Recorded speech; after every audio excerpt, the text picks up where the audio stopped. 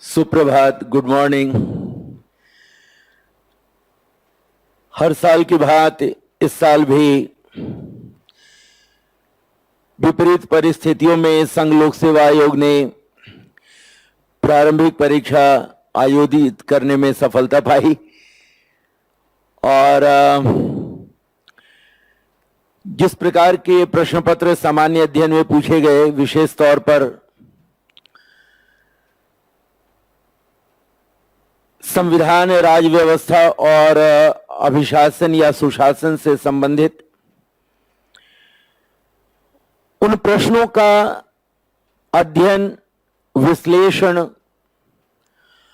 और परीक्षण करने से कुछ बातें बहुत ही स्पष्ट हो रही हैं और वह यह है कि हर परीक्षार्थी को अपने विषय से संबंधित गहन अध्ययन की आवश्यकता है और गहन अध्ययन का तात्पर्य है कि उसे तथ्य की जानकारी के साथ साथ अवधारणा की समझ और समय के साथ साथ घटती हुई घटनाओं की जानकारी का होना आवश्यक है। विशेष तौर पर समय के साथ साथ जो सरकार के निर्णय होते हैं, न्यायपालिका में आए हुए मुकदमों पर न्यायपालिका के निर्णय होते हैं, उन निर्णयों को जानना, सरकार के द्वारा उठाए गए कदमों से पड़ने वाले प्रभाव को समझना आज की आवश्यकता है। कभी कभी ऐसा भी होता है कि अति सूक्ष्म स्तरीय वर्गीकरण में करंट अफेयर तथा कथित अद्यतन मुद्दों को अलग कर दिया जाता है, लेकिन वे मुद्दे भी विषयों से ही संबंधित होते हैं और हमें उन मुद्दों को विषयों के साथ जोड़कर ही समझने की कोशिश करनी चाहिए। मैं अशोक कुमार दुबे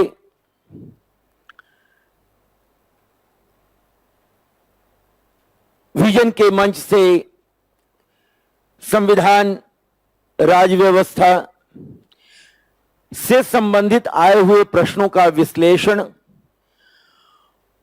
और उचित उत्तर क्या हो सकता है और क्या होना चाहिए, इसकी चर्चा आपके साथ करूंगा। हर प्रश्न को तर्क के साथ समझने का प्रयास करेंगे और संभावित उत्तर क्यों आ रहा है वह जानने की भी हमारी कोशिश होगी। तो चलिए देखते हैं। मैं सेक्शन सी, जो बुकलेट सी है, उससे आगे बढ़ रहा हूं और इसमें पहला जो प्रश्न आपके सामने है वह प्रश्न है संविधान से संबंधित। इसमें यह लिखा हुआ है कि भारत के संविधान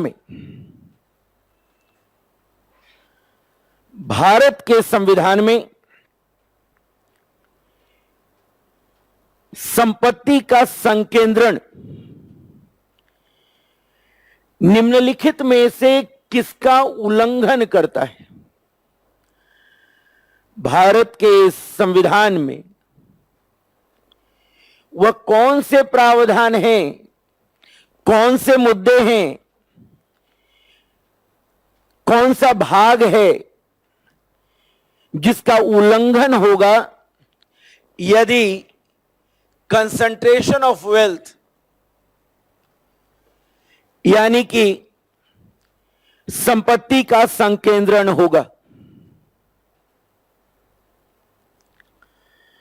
तो इसको कैसे समझें? दो तीन चीजों को साथ में लेकर चलते हैं। एक जगह लिखा हुआ है कंसंट्रेशन ऑफ वेल्थ यानी कि संपत्ति का संकेंद्रण, यह नहीं होना चाहिए। और इससे संबंधित संविधान में जो प्रावधान है उसका संबंध है अनुच्छेद 39B से, और 39B नीति निर्देशक तत्वों से संबंधित है, डायरेक्टिव प्रिंसिपल से संबंधित है। 39B और C, अगर इन दोनों का अध्ययन हम करते हैं तो हमें ज्ञात होता है कि भारतीय संविधान निर्माताओं ने समाजवादी दृष्टिकोण को प्रभावशाली तरीके से देश में स्थापित करने के मकसद से इस दृष्टिकोण को अपनाया, और इन दृष्टिकोणों के साथ साथ देश में समाजवादी व्यवस्था को लागू करने की कोशिश की, जिसके लिए अनुच्छेद 31C में भी एक प्रावधान दिया गया। तो अनुच्छेद 31C का संबंध 39B और 39C से है। इसलिए प्रश्न संख्या 1, जिसमें संपत्ति के संकेंद्रण को रोकने से संबंधित प्रश्न पूछा गया है, उस प्रश्न का उत्तर निश्चित तौर पर बगैर किसी समस्या के डायरेक्टिव प्रिंसिपल के रूप में होगा, यानी कि राज्य के नीति निर्देशक तत्व के रूप में होगा। कारण स्पष्ट है कि संबंधित प्रावधान यहां लिखे हुए हैं, और साथ में मैंने इन प्रावधानों को इसलिए लिया कि जब भी आप अध्ययन करें तो मिलकर अध्ययन करें, और इनको मिलाकर यदि आप अध्ययन करेंगे तो भारत में समाजवादी दृष्टिकोण को स्थापित करने, लागू करने, क्रियान्वित करने से संबंधित देश की जो प्रतिबद्धता है, संविधान से संबंधित जो प्रतिबद्धता है, वह प्रतिबद्धता उभर कर आएगी, और नीति निर्देशक तत्वों के आधार पर सरकार से जो नैतिक जिम्मेदारी दी गई है, उस जिम्मेदारी का निर्वहन करने में सफलता प्राप्त होगी।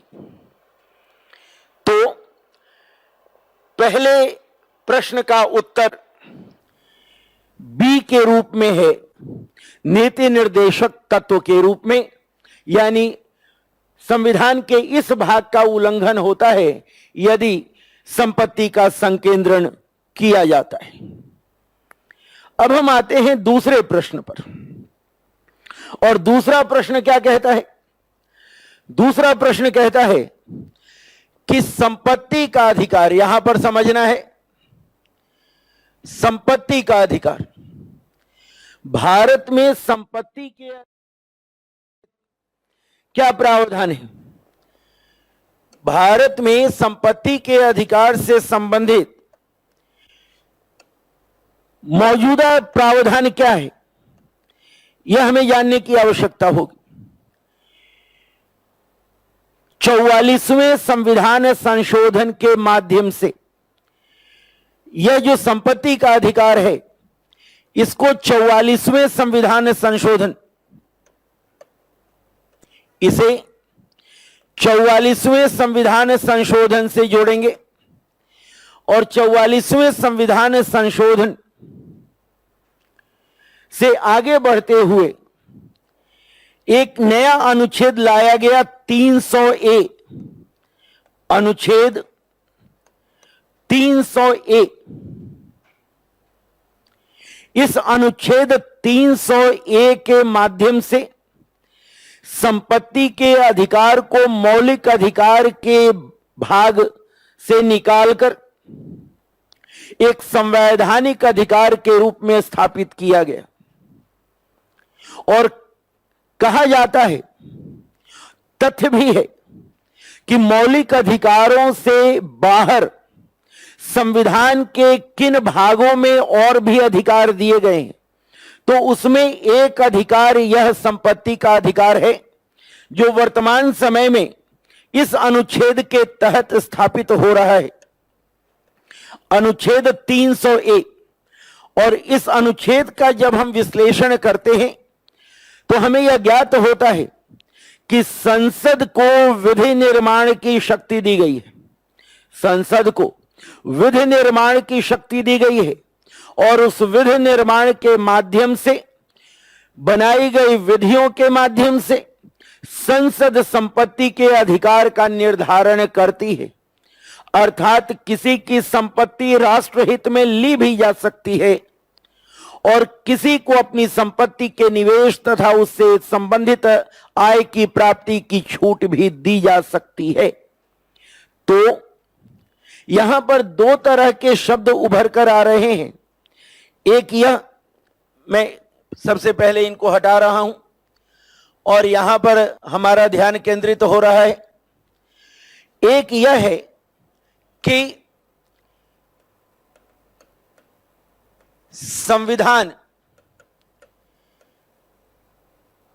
के अनुच्छेद 300A में इससे संबंधित प्रावधान है और 300A में जो प्रावधान दिया गया वह कहां से आया? 44वें संविधान संशोधन के माध्यम से आया 1978 में। और साथ में लिखा गया कि संसद विधि निर्माण कर सकती है, विधि द्वारा निर्धारित करे। ये तीन मूल बातें हैं। अब इन तीन के आधार पर यह निर्धारित होता है कि संविधान में संबंधित प्रावधान तो है, लेकिन वह प्रावधान विधि द्वारा व्याख्या प्राप्त करेगा, संसद के विधि द्वारा व्याख्या प्राप्त। तो जो अधिकार प्राप्त होंगे वे अधिकार दरअसल कौन से अधिकार कहलाएंगे?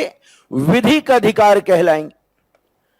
विधिक अधिकार यानी लीगल राइट। यह अधिकार कौन सा अधिकार होगा? विधिक अधिकार होगा। तो संविधान के दायरे में संसद के द्वारा जो कानून बनाया जाए, उस कानून से जो शक्ति, जो अधिकार प्राप्त होंगे उनको हम विधिक अधिकार कहेंगे। और विधिक अधिकार से संबंधित शब्द कहां कहां पर है देखें। यहां पर भी विधिक अधिकार की चर्चा है, यहां पर भी विधिक अधिकार है और यहां पर भी विधिक अधिकार है। तीन जगह पर विधिक अधिकार लिखा गया है, एक जगह पर विधिक अधिकार शब्द नहीं है। तो इसका मतलब यह हुआ कि इसको पहले हटा दिया जाए। मौलिक अधिकार में यह भाग नहीं है, 44वें संविधान संशोधन से अलग कर दिया गया। तो बचे तीन। इन तीनों में देखा जाए तो पहला जो विकल्प दे रहा है उसमें विधिक अधिकार तो है, लेकिन साथ में नागरिक केवल की चर्चा कर रहा है। तो केवल नागरिकों को ही अधिकार प्राप्त नहीं है, बल्कि किसी भी व्यक्ति को, वह विदेशी भी हो सकता है अगर भारत में निवेश कर रहा है तो नागरिक केवल लिखा हुआ है, इसलिए यह भी गलत होगा। इसको भी गलत मानेंगे, यह भी गलत हो गया। अब यहां आते हैं, लिखा हुआ है न तो मौलिक अधिकार न ही विधिक अधिकार। विधिक अधिकार तो है, मौलिक अधिकार नहीं है, लेकिन विधिक अधिकार है। ध्यान रखिएगा कि संविधान में दिया हुआ है तो संवैधानिक अधिकार भी है, लेकिन उस संवैधानिक अधिकार को निर्धारित करने के लिए संसद को विधि निर्माण की शक्ति दी गई है। ऑथोरिटी ऑफ लॉ विधि के प्राधिकार के द्वारा निर्धारित होता है। तो विधिक अधिकार तो है, लेकिन यहां लिखा हुआ है न तो मौलिक अधिकार है न विधिक अधिकार है, तो यह भी गलत हो गया। और अब जो सही उत्तर हमारा है वह सही उत्तर कहां से निकल कर आ रहा है? यह हमारा सही उत्तर होगा, यानी वह विधिक अधिकार जो किसी भी व्यक्ति को दिया जा रहा है, वह विधिक अधिकार जो किसी भी व्यक्ति को दिया जा रहा है। और ध्यान रखिएगा बेटा कि उस विधिक अधिकार की जो सीमा है, जो उसका दायरा है, यह विधि के प्राधिकार द्वारा, ऑथोरिटी ऑफ लॉ के द्वारा निर्धारित किया जाएगा।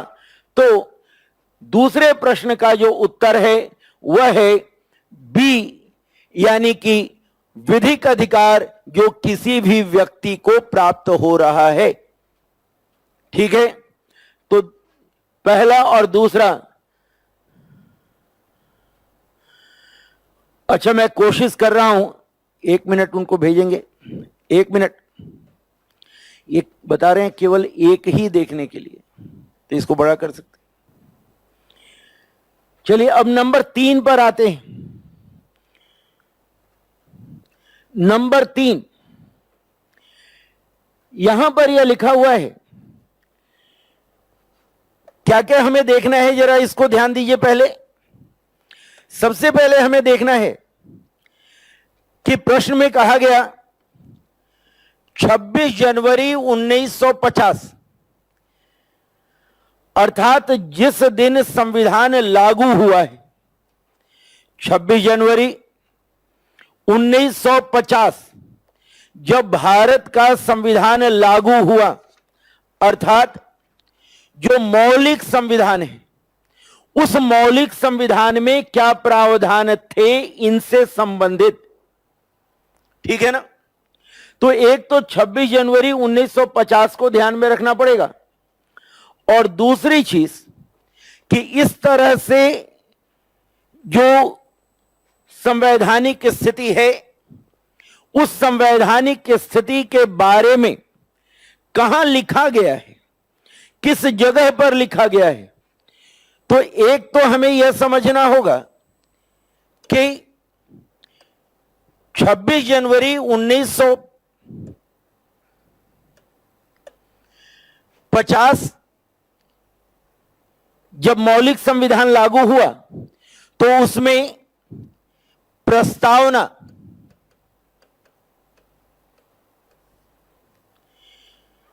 एक ऐसा स्थान है जहां पर इनसे संबंधित बातें लिखी गई हैं कि हम भारत के लोग भारत को क्या बनाना चाहते, हम भारत के लोग भारत को क्या बनाना चाहते हैं, यह यहां लिखा हुआ है।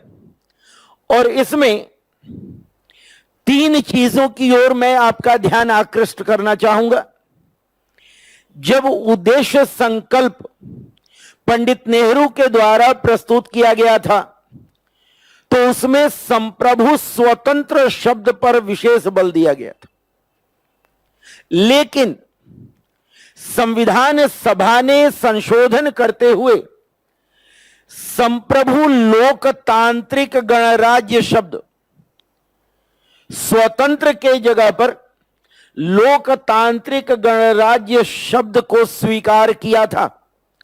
और 26 जनवरी 1950 को जो संविधान जिस प्रस्तावना के साथ लागू हुआ, उस समय संप्रभु लोकतांत्रिक गणराज्य शब्द लिखा गया था।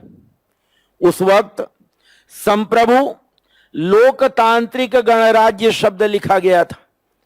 हालांकि 42वें संविधान संशोधन 1976 के माध्यम से प्रस्तावना में संशोधन किया गया, और संशोधन करके समाजवादी, पंथनिरपेक्ष और एक और शब्द अखंडता, इनको जोड़ा गया। तो ये जो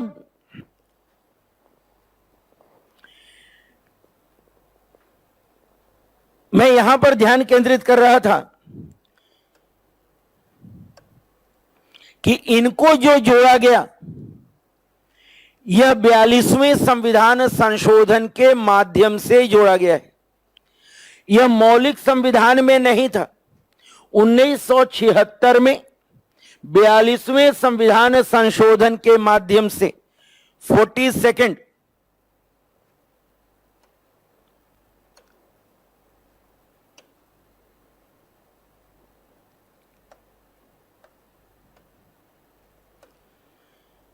ये दोनों चीजें 42वें संविधान संशोधन से, संविधान संशोधन और कब हुआ 1976। तो जाहिर सी बात है कि मौलिक संविधान में यह प्रावधान नहीं था। जिस दिन संविधान लागू हुआ उस दिन संप्रभु लोकतांत्रिक गणराज्य। तो बेटा आज अगर संविधान आप देखेंगे तो यह नहीं मिलेगा। आज के संविधान में समाजवादी, पंथनिरपेक्ष, लोकतांत्रिक गणराज्य देखने को मिलेगा। और इसके अलावा एक और शब्द अखंडता, जो 42वें संविधान संशोधन से जोड़ा गया, वह आपको मिलेगा।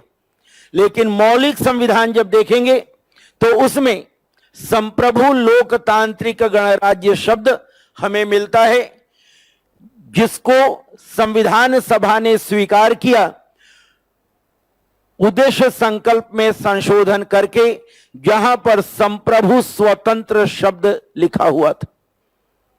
ठीक है ना। तो तीसरे प्रश्न का उत्तर होगा बी।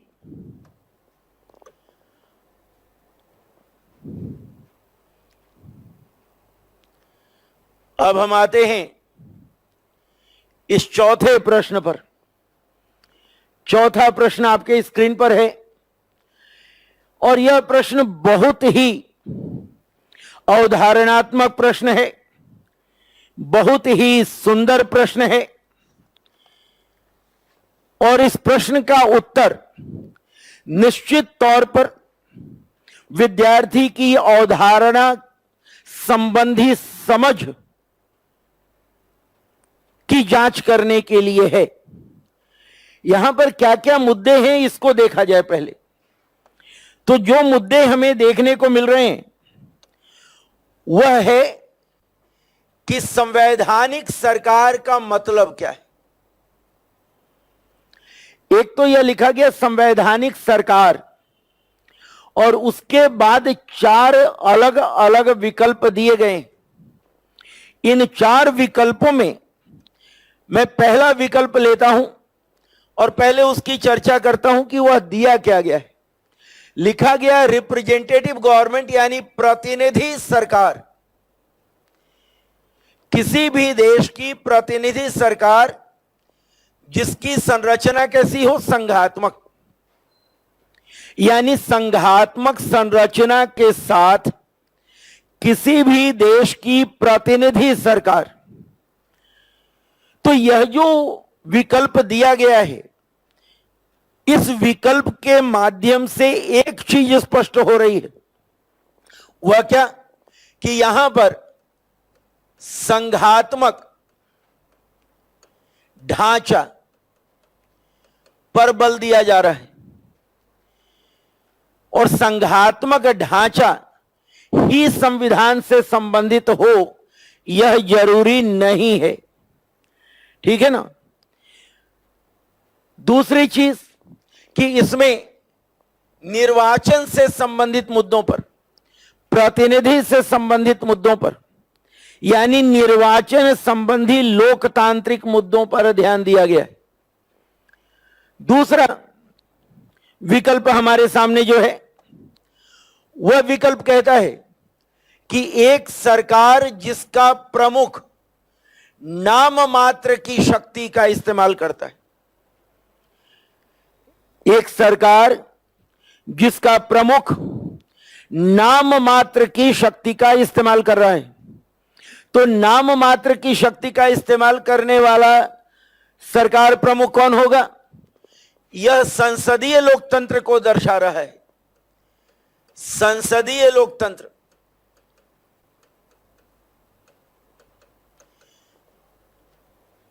और तीसरा क्या कह रहा है कि वह सरकार जिसका प्रमुख वास्तविक शक्तियां प्राप्त कर रहा है, वास्तविक शक्ति, अर्थात यहां पर अध्यक्षात्मक लोकतंत्र की चर्चा हो रही है। अध्यक्षात्मक लोकतंत्र। अब देखें कि संवैधानिक सरकार का संबंध इन तीनों में से अकेले किसी से नहीं, तो बड़ी सरलता से एक निष्कर्ष तो निकल सकता है कि न तो यह उत्तर होगा, न यह उत्तर होगा और न ही यह उत्तर होगा। तो बच गया एक, और वह क्या कहता है कि वह सरकार जो संविधान के द्वारा सीमित की जाती है, वह सरकार जो संविधान के द्वारा सीमित की जाती है। अब दो तरीके से उत्तर मिल रहा है, एक तो पहले तीन गलत हो गए तो चौथा ही सही होगा, लेकिन मैं ऐसा समझता हूं कि बेटा आप लोगों को उसकी अवधारणात्मक समझ होनी चाहिए कि आखिर चौथा क्यों सही होगा। यह ठीक है कि तीन गलत हो गए तो चौथा ही सही होगा, लेकिन चौथा सही क्यों होगा? यह जो मुद्दा है, इस मुद्दे का संबंध सीधे तौर पर दो अवधारणाओं से है, एक संविधान और दूसरा संविधानवाद। संविधान और संविधानवाद हम लोग कक्षा में विस्तार से चर्चा करते हैं। संविधानवाद और संवैधानिक मूल्यों का, कॉन्स्टिट्यूशनलिज्म और कॉन्स्टिट्यूशनल मोरालिटी, इनकी चर्चा की जाती है। और जहां पर भी संविधानवाद का मुद्दा आएगा वहां पर सत्ता नियंत्रित होगी, वहां पर संविधान के प्रावधानों के माध्यम से सत्ता को नियंत्रित किया जाएगा, निरंकुशता को रोका जाएगा और कोई भी सरकार संविधान के प्रावधानों के दायरे से बाहर निकलकर काम नहीं कर पाए। इसलिए यह जो वाक्य है यह संविधान तथा संविधानवाद पर आधारित है और निश्चित तौर पर जो हमारा उत्तर होगा वह डी होगा। प्रथम तीन तो वैसे भी गलत हैं, जो चौथा उत्तर सही है वह केवल इसलिए नहीं कि प्रथम तीन गलत हैं, बल्कि यह संविधान और संविधानवाद की अवधारणा को पूरी तरह से संतुष्ट करता है। इसलिए प्रश्न संख्या 4 का उत्तर होगा डी। प्रश्न संख्या 4 उसका उत्तर होगा डी। ठीक है, अब यहां से हम आगे बढ़ें, आते हैं 5वें प्रश्न पर। जो यहां पर हमारा प्रश्न है वह क्या कहता है? इस प्रश्न में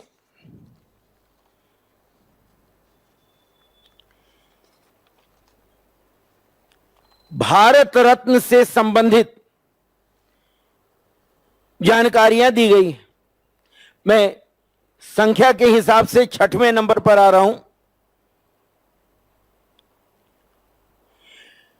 या अगर 5वां देखें हम तो इसका उत्तर है जनजातीय भाषा। इसमें कुछ तर्क करने की जरूरत नहीं है। भारत के संदर्भ में हाल भी हो और कोई, ये जनजातीय भाषाएं हैं और इन जनजातीय भाषाओं को कुछ राज्यों में, विशेष तौर पर उड़ीसा में हमें देखने को मिलता है। तो यह एक उत्तर डी के रूप में होगा और यहां पर कुछ तर्क करने की आवश्यकता नहीं है। अब हम आते हैं 6वें नंबर पर,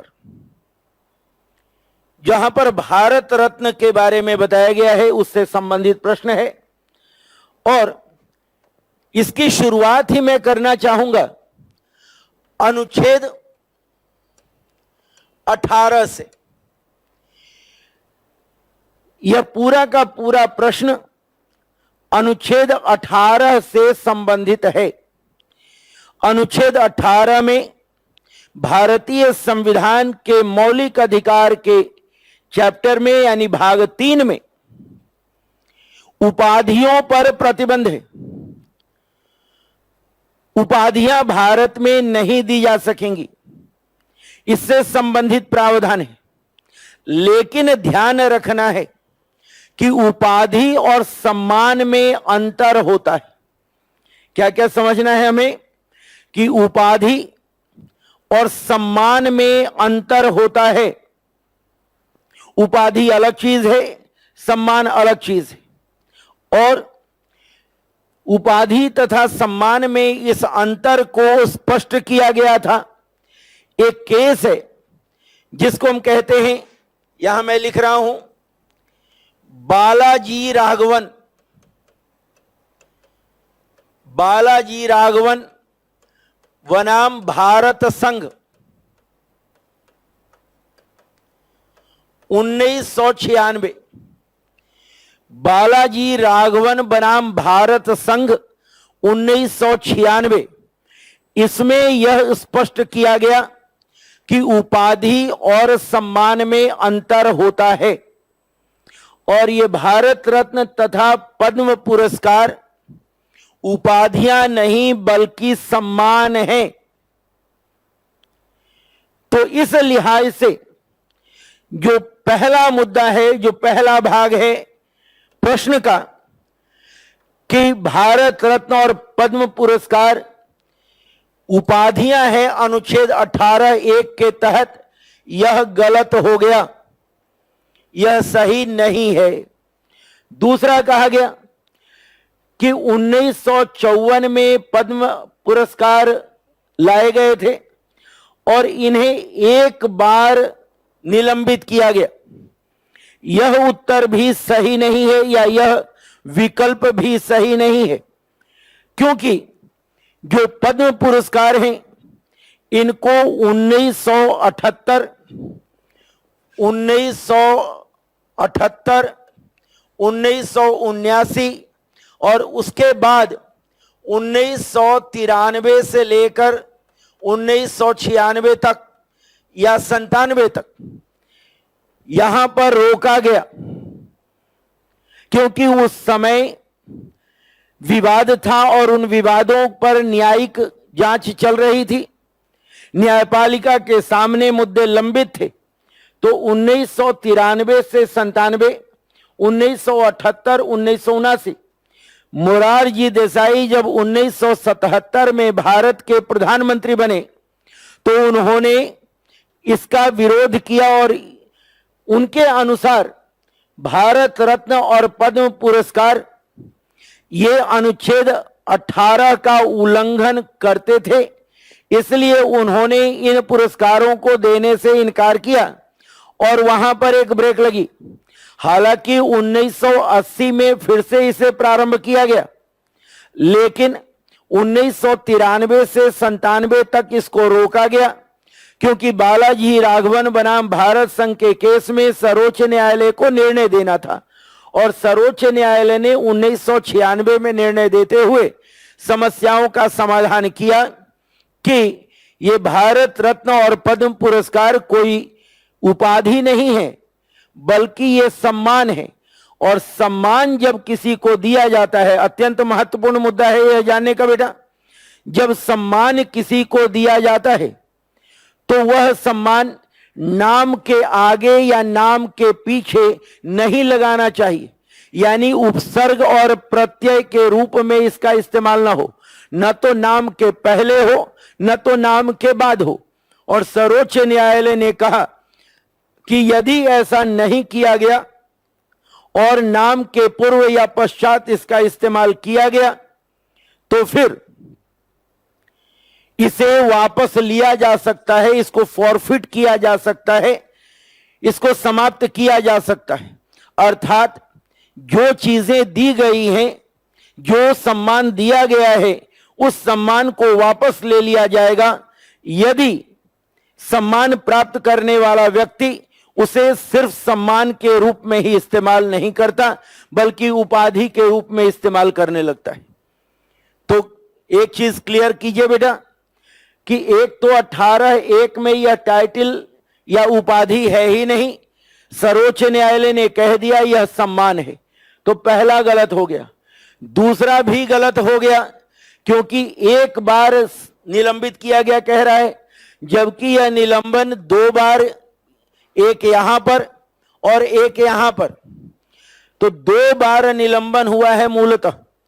फिर कहा गया कि मैक्सिमम 5, अधिकतम 5 लोगों को प्रतिवर्ष भारत रत्न दिया जा सकता है। यह जो 5 की संख्या है यह भी गलत है। दरअसल सही जो संख्या है वह है 3, यानी 3 लोगों को, अधिकतम 3 लोगों को भारत रत्न प्रति वर्ष देने का निर्धारण है। इससे ज्यादा नहीं दिया जा सकता। तो तीनों ही गलत हो गए ना। 18(1) के तहत यह उपाधि नहीं है। एक बार सस्पेंड नहीं हुआ बल्कि 2 बार हुआ। उसके बाद, और 2 बार का मतलब 78 और 79 और 93 से 97, ठीक है ना। और उसके बाद यह 5 बार नहीं, 5 लोगों को नहीं दिया जाता अधिकतम, बल्कि इसकी संख्या है 3।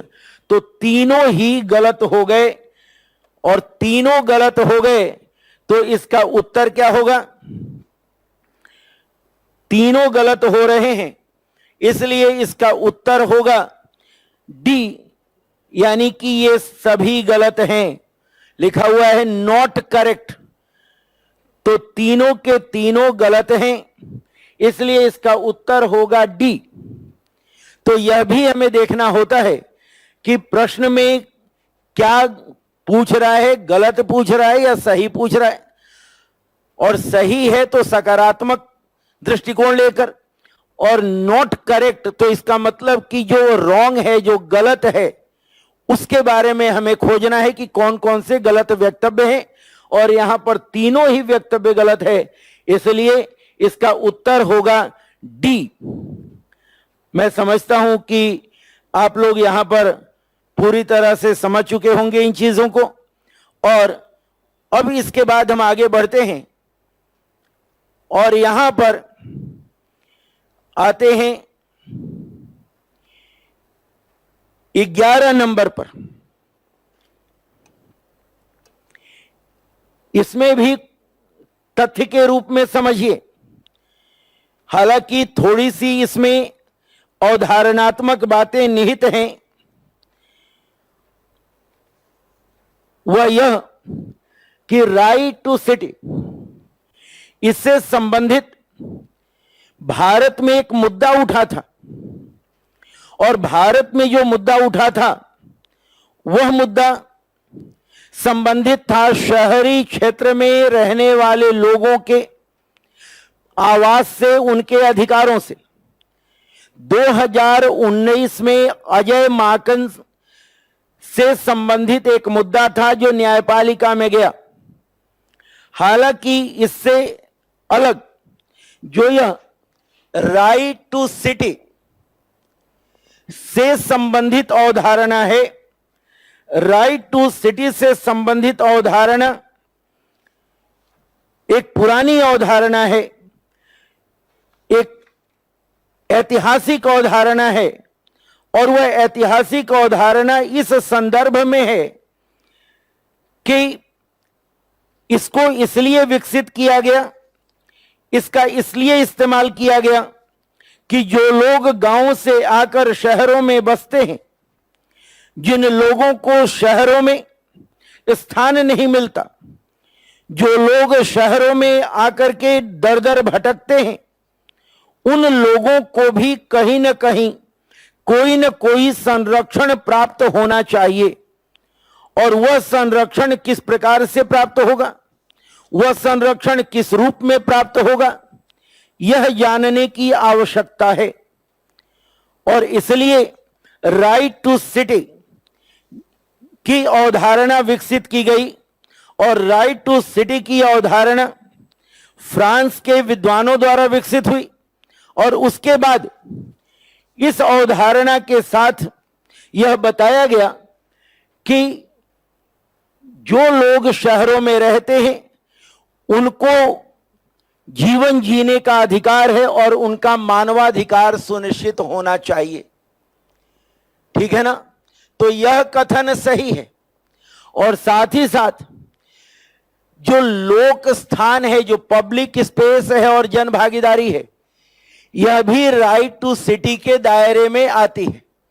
तो पहला और दूसरा सही है, लेकिन तीसरा सही नहीं है, तो इसका उत्तर है सी।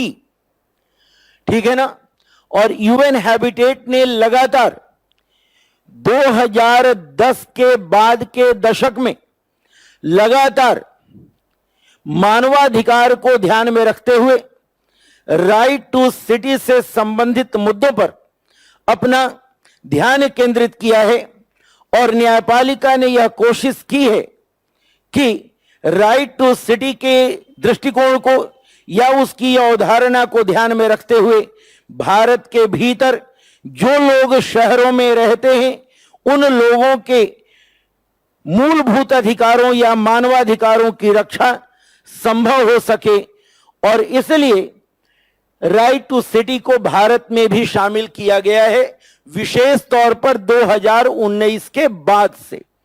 लेकिन यह तीसरा कथन गलत है जिसमें कहा गया कि राज्य कैन नॉट डिनाई, यानी कि राज्य के द्वारा लोक सेवा देना अनिवार्य है। राज्य डिनाई नहीं कर सकता, राज्य मना नहीं कर सकता, यह कथन गलत है। राज्य मना कर सकता है, ठीक है ना। राज्य के द्वारा मना किया जा सकता है। लोक सेवा में सभी को अवसर मिले, सभी लोग सेवा दें, यह जरूरी नहीं है। और जो अनऑथराइज्ड यानी अनधिकृत क्षेत्र है वहां पर सारी सुविधाएं मिले, यह कोई जरूरी नहीं है। सारी सुविधाएं, ठीक है ना, कोई एक सुविधा नहीं बल्कि वह सारी सुविधाएं मिले, यह कोई जरूरी नहीं है। तो तीसरा नंबर गलत है, पहला और दूसरा सही है, इसलिए इसका उत्तर सी के रूप में देखा जाएगा। ठीक है ना। अब इसके बाद आते हैं प्रश्न संख्या 12 पर। प्रश्न संख्या 12,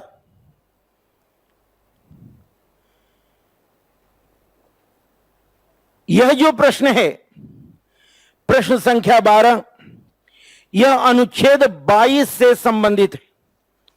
इसका संबंध अनुच्छेद 22 से है। इस पर ध्यान केंद्रित करें। सबसे पहले यहां लिख लें अनुच्छेद 22, क्योंकि हिरासत से संबंधित बातें, ठीक है ना। और हिरासत में यहां पर जो ध्यान देने का मुद्दा है वह यह कि एक विशेष प्रकार के हिरासत के बारे में चर्चा की गई है, और वह हिरासत क्या है? न्यायिक हिरासत। दोनों जगहों पर यह शब्द इस्तेमाल किया गया, न्यायिक हिरासत। तो अनुच्छेद 22 में लिखा क्या हुआ है? आप सभी को संभवतः इस बात की जानकारी होगी कि अनुच्छेद 22 7 भागों में मूलतः बटा है, और उसमें जो पहले 3 भाग हैं, उन पहले 3 भागों में जो व्यवस्था है वह यह है कि किस प्रकार से व्यक्ति को किन परिस्थितियों में गिरफ्तार किया जाएगा, और यदि गिरफ्तार किया जाता है तो गिरफ्तारी के कारण बताने होंगे, तथा उसे कानूनी सहायता लेने की इजाजत प्राप्त होगी।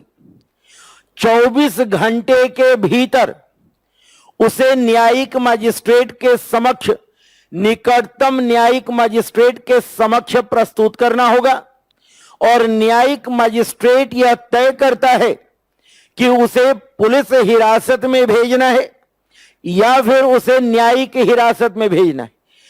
जब पुलिस हिरासत में भेजा जाएगा तो इसका तात्पर्य होगा कि वह व्यक्ति या अभियुक्त पुलिस के साथ रहेगा और पुलिस उससे अपने तरीके से जब चाहे पूछताछ कर सकेगी।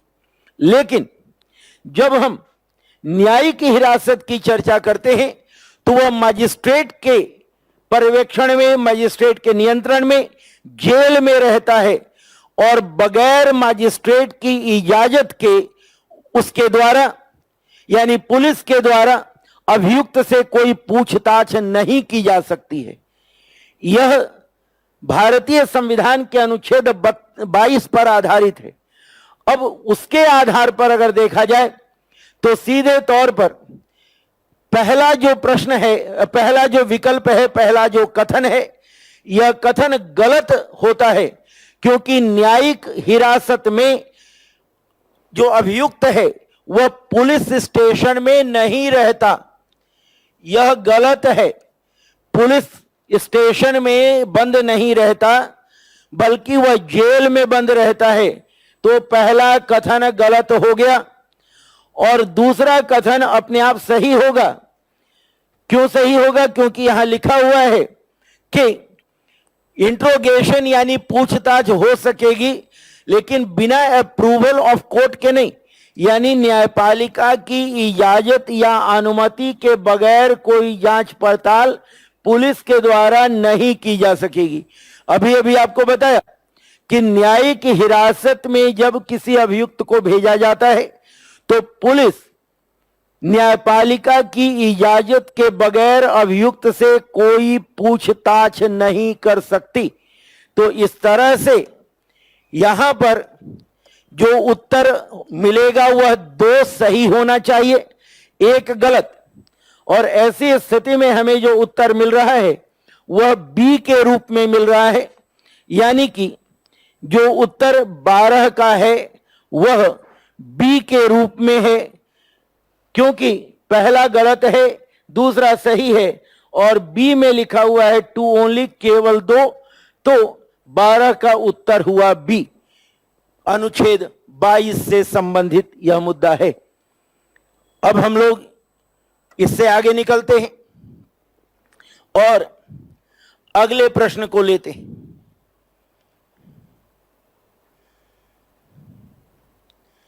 अगला प्रश्न क्या है? अगले प्रश्न में लिखा गया कि यहां पर 2 शब्द हैं, एक प्रिजनर और दूसरा पैरोल, यानी जो बंदी है वह व्यक्ति किन किन परिस्थितियों में जेल से बाहर निकल सकता है। तो एक तो यहां पैरोल शब्द का इस्तेमाल किया गया जो तकनीकी शब्द है, और दूसरा जो कथन है उसमें लिखा गया कि राज्य सरकार के अपने नियम कानून होते हैं। ठीक है ना? तो हमें इसमें जानना क्या है? एक तो बेटा यह जानिए कि जेल यानी कारावास। पहली चीज यह हमें जाननी है कि जेल राज्य सूची का विषय है, का विषय। ठीक है ना? अब यहीं से बातें स्पष्ट हो जाएंगी कि जेल राज्य सूची का विषय है, तो राज्य के हाथों में शक्ति होगी। और जेल अधिनियम 1894, जेल अधिनियम 1894, यहां पर पहला मुद्दा होगा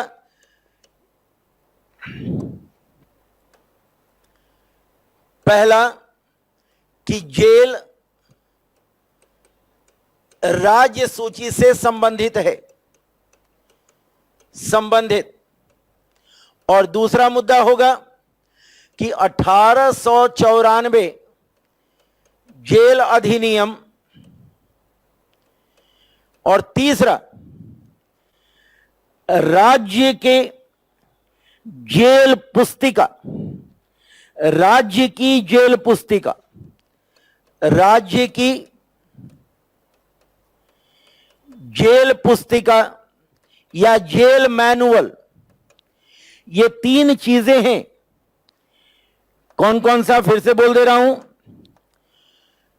पहला जेल राज्य सूची का विषय है, दूसरा 1894 का जेल अधिनियम, और तीसरा जेल की जेल पुस्तिका जो प्रत्येक राज्य की होती है। ये 3 तथ्यात्मक मुद्दे हैं। अब एक और भी मुद्दा चर्चे में है और जानना चाहिए आप बच्चों को कि इस तरह के प्रश्न क्यों दिए गए। 2019 में और 2020 में न्यायपालिका ने निर्णय दिया था वह निर्णय किससे संबंधित है मैं बोल रहा हूं, जो सुन रहे होंगे नोट कर सकते हैं। कांतिलाल नंदलाल बनाम डिविजनल कमिश्नर नागपुर, कांतिलाल नंदलाल बनाम डिविजनल कमिश्नर नागपुर 2019। और दूसरा केस है गृह सचिव बनाम नीलोफर निशा, गृह सचिव बनाम नीलोफर निशा 2020। इनमें न्यायपालिका ने स्पष्ट किया कि पैरोल किसी का कोई अधिकार नहीं है, पैरोल किसी का कोई अधिकार नहीं है, बल्कि यह विवेक पर निर्भर करता है। तो जाहिर सी बात है कि अगर अधिकार नहीं है तो यह कथन गलत सिद्ध हो गया, क्योंकि यहां लिखा हुआ है कि यह अधिकार का मुद्दा है। न्यायपालिका ने 2020 में सर्वोच्च न्यायालय ने गृह सचिव बनाम नीलोफर निशा के केस में स्पष्ट किया कि यह कोई अधिकार नहीं है, बल्कि यह विवेक का अधिकार है और प्रत्येक राज्य सरकार अपने तरीके से अपना नियमों कानून बनाती है और उसके आधार पर वह पैरोल का निर्धारण करती है। एक तीसरी चीज आपको बता दूं कि जब कोई व्यक्ति कैद में रहता है तो उसके स्वभाव के आधार पर या मानवीय परिस्थितियों को ध्यान में रखते हुए कुछ समय के लिए जेल से बाहर आने की इजाजत दी जाती है। जैसे दुर्भाग्य से परिवार में किसी की मृत्यु हो गई या बच्चे या बच्ची की बेटी या बेटे की शादी हो रही है, तो वैसी स्थिति में एक निर्धारित समय के लिए कैद व्यक्ति को या अभियुक्त या सजा याफ्ता प्राप्त अपराधी को छोड़ा जाता है ताकि वह अपने मानवीय अधिकारों के तहत मुलाकात कर ले या फिर जो अंतिम दर्शन है वह दर्शन कर सके। तो इस तरह से पहला कथन गलत है और दूसरा कथन यहां पर सही हो रहा है। तो जाहिर सी बात है कि हमारा उत्तर क्या निकल कर आएगा, यहां पर उत्तर निकल कर आएगा बी, उत्तर होगा बी। कैसे हुआ? पहले तो जेल राज्य सूची का विषय है, 1894 का जेल अधिनियम, राज्य की जेल पुस्तिका और उसके बाद न्यायपालिका के निर्णय। न्यायपालिका के निर्णयों में मैंने दो निर्णय आपको बताए, कांतिलाल नंदलाल का निर्णय 2019 का और दूसरा गृह सचिव बनाम नीलोफर निशा का 2020 का। इन निर्णयों के आधार पर कह सकते हैं कि यह अधिकार नहीं है और राज्य सरकार के अपने नियम कानून होते हैं। तो उत्तर होगा बी, यानी 2 ओनली। ठीक है ना? तो इस तरह से इस प्रश्न का उत्तर मिला। जो 14वें नंबर का प्रश्न है पूरी तरह से तथ्यात्मक है, इसमें ज्यादा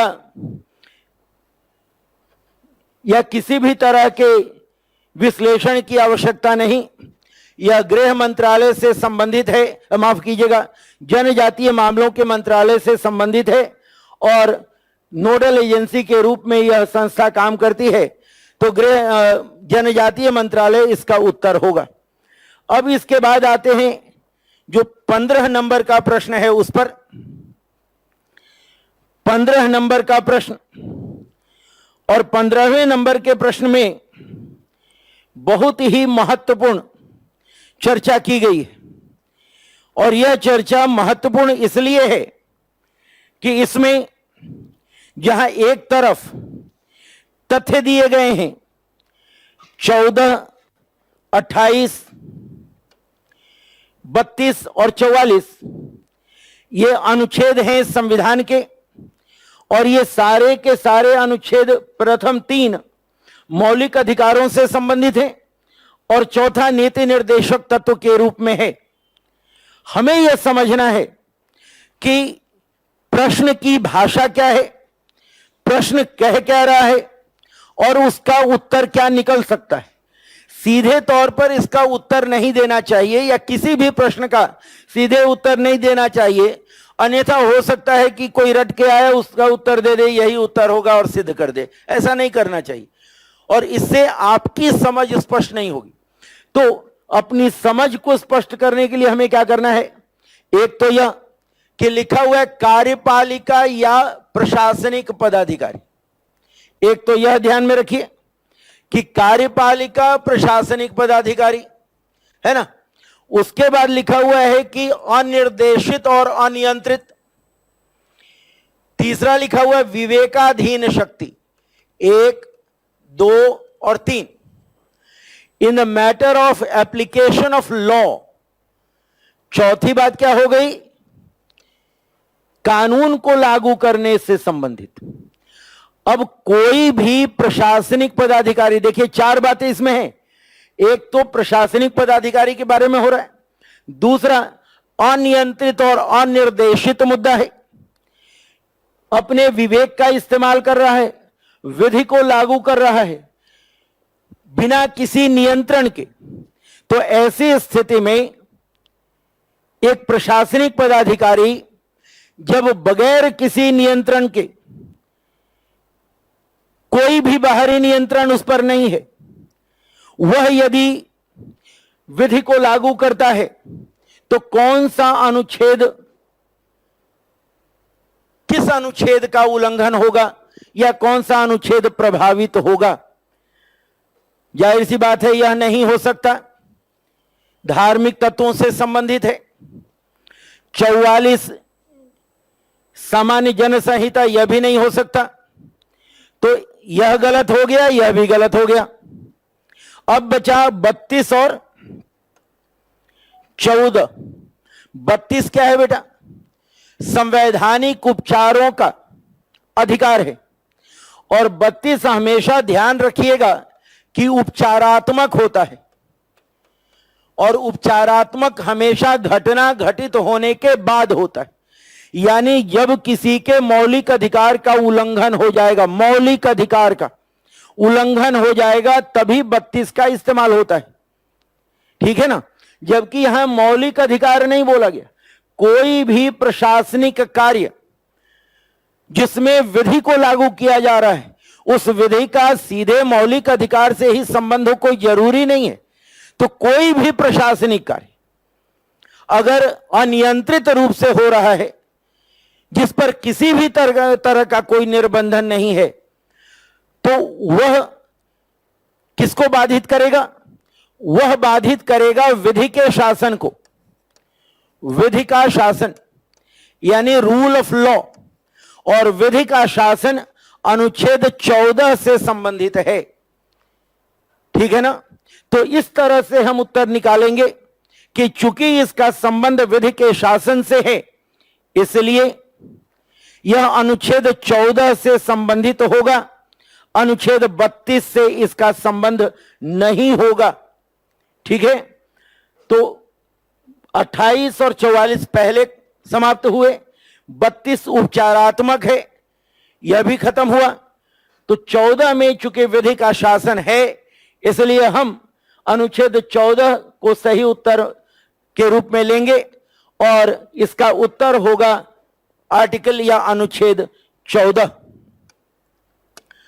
अब इसके बाद आते हैं अगले पर।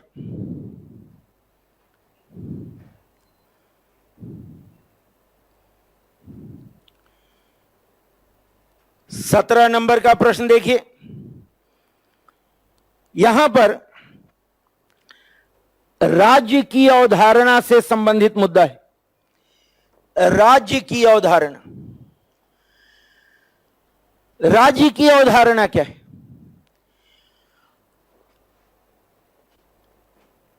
Best define the term state. राज्य की सबसे अच्छी परिभाषा कहां से निकलती? चूंकि हम भारत में हैं, तो राज्य को ध्यान से समझने की आवश्यकता होगी, क्योंकि भारत में राज्य शब्द का अलग अलग समयों में अलग अलग इस्तेमाल हुआ है। जैसे मौलिक अधिकार और नीति निर्देशक तत्व में राज्य की जो परिभाषा है वह अनुच्छेद 12 से निर्देशित होती है। जबकि संविधान के भाग 6 में राज्य को उत्तर प्रदेश, बिहार, तमिलनाडु, मध्य प्रदेश, गुजरात के रूप में देखा जाता है और राजनीति विज्ञान में राज्य को देश के रूप में देखा जाता है। और राजनीति विज्ञान की अवधारणा के तहत राज्य के लिए 4 चीजों की आवश्यकता होती है। एक है वहां संप्रभुता हो, जनसंख्या हो, भूभाग हो और सरकार हो। अब देखिए यहां पर जनसंख्या है, यहां पर एक निर्धारित भूभाग भी है, यहां पर बाहरी नियंत्रण नहीं है यानी कि संप्रभुता भी है और एक संगठित सरकार भी है। तो चारों चीजें यहां पर संतुष्ट हो रही। राज्य वह होगा जहां 4 चीजें होंगी। अगर वह 4 चीजें हमें मालूम है, कौन कौन सी 4 चीजें? पहला संप्रभुता, दूसरा लोग यानी जनसंख्या, तीसरा भूभाग और चौथा एक सरकार। तो यहां पर वह चारों चीजें संतुष्ट हो रही हैं, इसलिए उत्तर ए हो जाएगा। बाकी जो भी आप देखेंगे वहां पर इन चारों चीजों का उल्लेख नहीं है। उदाहरण के तौर पर आप देखिए यहां पर प्राकृतिक अधिकार लिखा हुआ है। राज्य में केवल प्राकृतिक अधिकारों को संतुष्ट नहीं करते बल्कि सभी अधिकारों को संतुष्ट करते।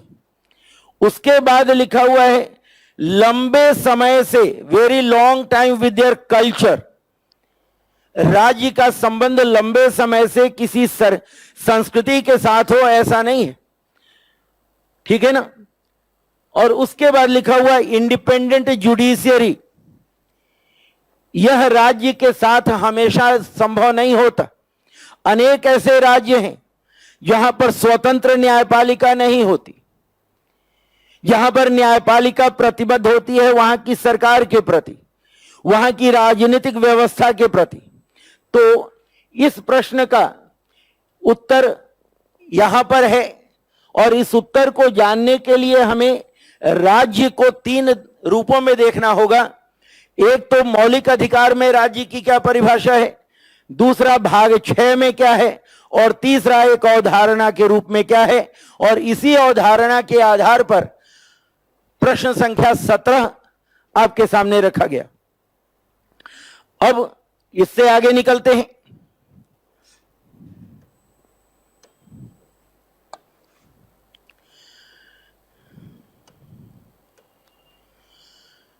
यहां पर आते हैं अगले प्रश्न में।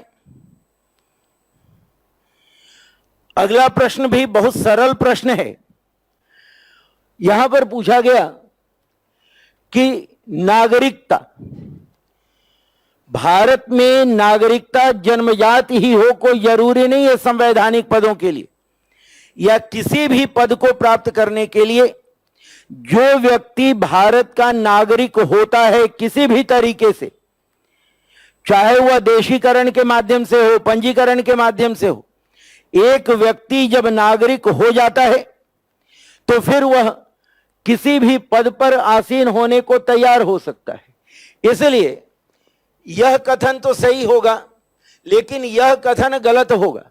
दूसरी बात यह कही गई यहां कि एक विदेशी व्यक्ति को जब भारत की नागरिकता मिल जाती है, एक व्यक्ति जो विदेश का है यदि उसे नागरिकता प्राप्त हो जाती है तो फिर उसकी नागरिकता को समाप्त नहीं किया जा सकता।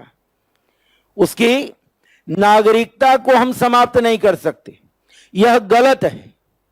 नागरिकता उसकी समाप्त हो सकती है और नागरिकता समाप्त होने का तरीका क्या है कि हम उसको डिप्राइव कर सकते हैं यदि वह धोखे से नागरिकता ले लिया हो या भारतीय संविधान के प्रति वह श्रद्धा भाव नहीं रखा हो तो उसकी नागरिकता वापस ली जा सकती है। इसलिए यह 2 गलत हो जाते हैं। तो अनुच्छेद, माफ कीजिएगा, प्रश्न संख्या 19 का जो सही उत्तर होगा वह उत्तर होगा पहला, यानी कि जहां पर भारत में कोई भी व्यक्ति नागरिक होता है, वह अगर भारत में रहता है तो उसको नागरिकता मिलती है, और जो व्यक्ति नागरिक हो जाएगा वह राज्य का प्रमुख हो सकता है। उसके लिए जन्मजात नागरिक होना आवश्यक नहीं है। इसके पहले एक प्रश्न शायद छूटा है, मैं उसको दोबारा ले रहा हूं। यह प्रश्न छूट गया था, मैं इसकी चर्चा आपके साथ कर रहा हूं।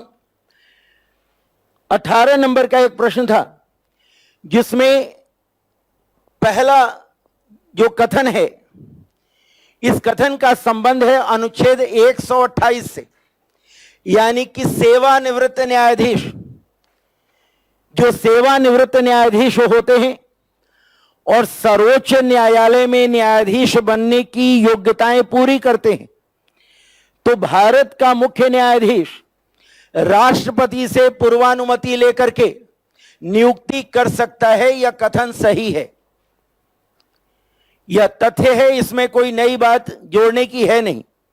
लेकिन जो दूसरा है, उच्च न्यायालय power to review of own judgement, अपने ही निर्णय को क्या वह रिव्यू कर सकता है? अब यहां पर एक विवाद उत्पन्न हुआ है कि क्या उच्च न्यायालय के द्वारा भी अपने निर्णय की न्यायिक समीक्षा होती है। इस विवाद को एक ही आधार पर स्पष्ट किया जा सकता है कि 2018 में केरल उच्च न्यायालय ने अपना निर्णय दिया, और केरल उच्च न्यायालय ने निर्णय देकर स्पष्ट कर दिया कि उच्च न्यायालय को अपने ही निर्णय की समीक्षा का अधिकार है। तो यह कथन भी सही हो गया। 2018 में केरल उच्च न्यायालय के द्वारा यह निर्णय आया था, तो पहला और दूसरा दोनों ही कथन सही है। इस तरह से यह उत्तर हमारा सही हुआ, यानी कि जो सी 18 नंबर में जो आपका उत्तर है वह सी के रूप में होगा, क्योंकि दोनों कथन सही हैं। ध्यान रखिएगा कि दूसरा कथन केरल उच्च न्यायालय के निर्णय से संबंधित है, जो 2018 में दिया गया, और उसके आधार पर उच्च न्यायालय को पूर्ण अधिकार है कि वह अपने ही निर्णय की समीक्षा कर सके। तो यह भी पूरा हुआ, और इसके बाद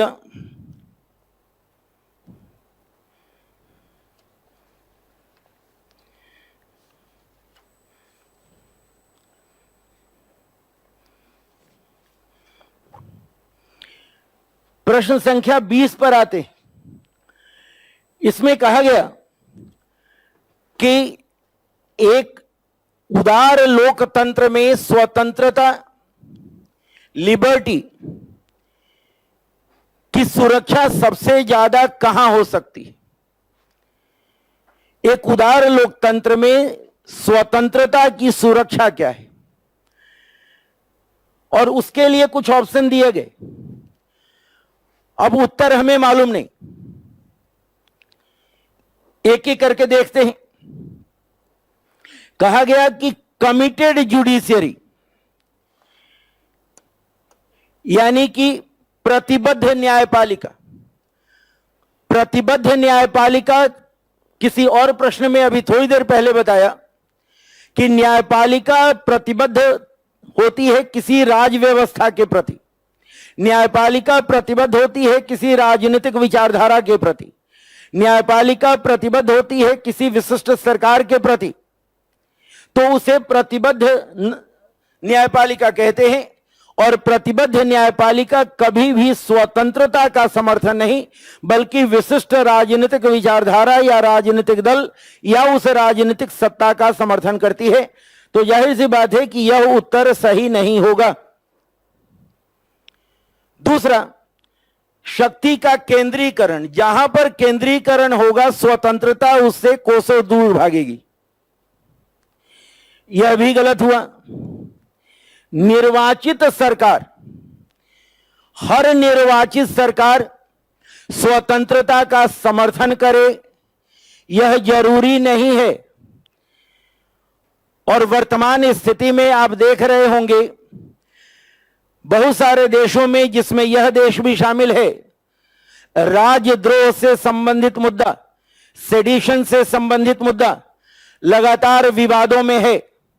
इसलिए प्रत्येक निर्वाचित सरकार स्वतंत्रता की सुरक्षा करे, यह कोई जरूरी नहीं है। निर्वाचित सरकार ही थी जो 25 जून 1975 को एक विशेष परिस्थिति उत्पन्न की थी, जो संविधान के अनुच्छेद 352 से संबंधित है, यानी आपातकाल से। तो यह उत्तर भी, यह विकल्प भी गलत हुआ और शक्ति का पृथक्करण सही उत्तर होगा।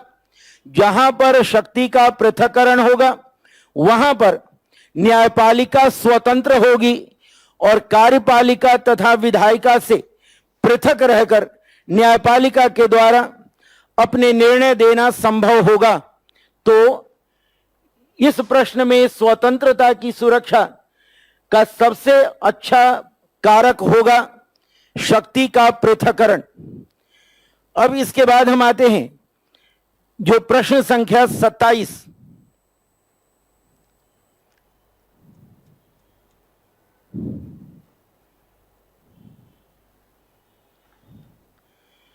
प्रश्न संख्या 27।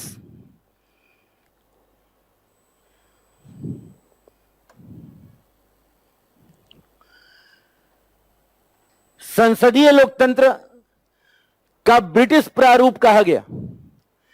ब्रिटेन का जो संसदीय लोकतंत्र होता है उसमें संसद की संप्रभुता होती है और कहा गया कि British parliament is supreme and और सॉवरेन।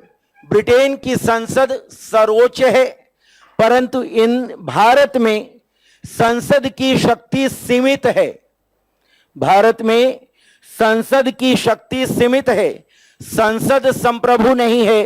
क्या संप्रभु है? भारत में संविधान संप्रभु है, संविधान की संप्रभुता सुनिश्चित की गई, तो संसद की शक्ति सीमित है। अब रही बात दूसरे की, यहां पर थोड़ा सा ध्यान लगाने की जरूरत होगी और वह ध्यान यह है कि कहा गया constitutionality of amendment of the act, यानी कि संसद के द्वारा कोई कानून का संशोधन किया गया तो उसकी संवैधानिकता की जांच, संसद के कानून में कोई संशोधन हुआ उसके संवैधानिकता की जांच कहां पर होगी? उसका उत्तर दिया जा रहा है या उसके बारे में लिखा गया कि संविधान पीठ जो सर्वोच्च न्यायालय के द्वारा होगा वह भेजा जाएगा। अब इसका संबंध संविधान के अनुच्छेद 143 और 145 से। यहां एक स्पष्टीकरण है और वह स्पष्टीकरण संघ लोक सेवा आयोग के प्रश्नों की भाषा से है और यहीं पर मैं स्पष्ट कर रहा हूं कि मैंने हिंदी में विश्लेषण किया लेकिन अंग्रेजी के प्रश्न लिए, क्योंकि सामान्य तौर पर संघ लोक सेवा आयोग जब किसी चीज पर बल देता है या अनिवार्य बताता है तो वह वहां पर नेसेसरी जैसे शब्द का इस्तेमाल करता है या ग्रामेटिकली वह शैल जैसे शब्दों का इस्तेमाल करता है। लेकिन यहां पर जिस शब्द का इस्तेमाल हुआ है वह आर है। इसका मतलब यह होगा कि सामान्य तौर पर सर्वोच्च न्यायालय उसे कहां भेजेगा?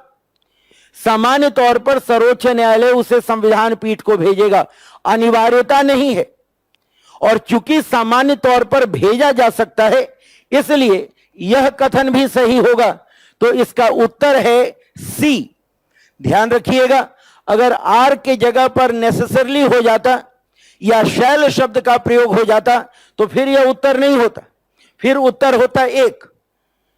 लेकिन चूंकि आर शब्द का इस्तेमाल हुआ है, अनिवार्यता नहीं है, इसलिए इसका उत्तर होगा 1 और 2 दोनों। तो इस तरह से हम इसका उत्तर ले सकते हैं। और उसके बाद अगले प्रश्न पर आते हैं। अगला प्रश्न भी तथ्यों से संबंधित है। इसमें तथ्य हैं लेकिन उन तथ्यों का भी ऐतिहासिक महत्व है। और यह जो प्रश्न है शुद्ध रूप से प्रशासन का प्रश्न है, या यूं कहें कि लोक प्रशासन का प्रश्न है, या अगर जोड़ते हैं तो अभिशासन से जुड़ा हुआ है।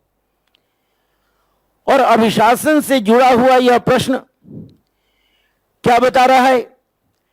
एक वक्तव्य देता है गोपालास्वामी अयंगर। गोपालास्वामी अयंगर यह समिति 1949 में काम कर रही है और इसने प्रशासनिक सुधार के संदर्भ में अपने विचार दिए, लेकिन इस समिति का मूल संबंध पुनर्गठन से है, सरकार के पुनर्गठन से है। और इस समिति ने अपने सुझाव में कहा कि O&M, जो लोग प्रशासन पढ़े होंगे उनको यह ज्ञात होगा कि संगठन और प्रबंधन O&M से संबंधित सुझाव गोपालास्वामी अयंगर ने दिया था। हालांकि उनके सुझाव के आधार पर वह गठित नहीं हुआ, लेकिन उन्होंने O&M जैसे एक संगठन के गठन की सिफारिश की थी और उसका मकसद था कि प्रशासनिक सुधार को सुनिश्चित किया जाए। किसके माध्यम से? O&M के माध्यम से, यानी संगठन और प्रबंधन के माध्यम से। और संगठन प्रबंधन के माध्यम से, O&M के माध्यम से प्रशासनिक सुधार होगा। इसके लिए उन्होंने सिफारिश की कि बेहतर होगा कि वह गृह मंत्रालय से जोड़ा जाए। बेहतर होगा कि वह गृह मंत्रालय से जोड़ा जाए। तात्पर्य कि कहीं पर भी ऐसा नहीं लिखा हुआ कि मंत्री और सचिव ही इसके लिए अंतिम रूप से जिम्मेदार होंगे, ऐसा नहीं लिखा हुआ है। इसलिए यह कथन गलत होता है। और रही बात दूसरे कथन की, इसमें एक बारीक मुद्दा है। वह बारीक मुद्दा क्या है कि 1970 में डिपार्टमेंट ऑफ पर्सनल गठित हुआ, यह सही है। दूसरा कहा गया कि प्रशासनिक सुधार आयोग की सिफारिश पर गठित हुआ, यह भी सही है। तीसरा लिखा गया under the prime ministers charge, Bharat के प्रधानमंत्री के चार्ज में, यानी उनके कार्य क्षेत्र में, उनके अधिकार क्षेत्र में आया। अब यदि आपने किताबों का अध्ययन किया है तो उसमें मिलेगा कि विभाग का गठन 1970 में हुआ, प्रथम प्रशासनिक सुधार आयोग की सिफारिश पर हुआ, मंत्रिमंडल सचिवालय के तहत हुआ, लेकिन प्रधानमंत्री के अधीन था। तो सचिवालय के तहत तो हुआ, लेकिन उसका प्रशासन किसके हाथ में था? प्रधानमंत्री के हाथ में। तो यह दूसरा कथन सही हो रहा है। कहीं कहीं पर आपको एक गलतफहमी होगी या कंफ्यूजन होगा। कहीं उत्तर यह लिखा जा रहा है कि 1985 में यह प्रधानमंत्री के अधिकार क्षेत्र में आया। ध्यान रखिएगा, 1985 में विभाग के जगह पर मंत्रालय बनाया गया था, वह विभाग नहीं था। 1985 में मंत्रालय के रूप में उसको तब्दील किया गया और तब जाकर वह सीधे पीएम और प्रधानमंत्री के दायरे में आया। तो यह उत्तर सही है, इसका मतलब इसका उत्तर होगा बी। तो 28 नंबर का उत्तर हुआ बी। और उसके बाद एक और प्रश्न है हम लोगों के पास। हां, अब यह एक जो प्रश्न है, इस प्रश्न की एक बहुत बड़ी खासियत है और मैं इसकी चर्चा आपके साथ इस रूप में करना चाहूंगा कि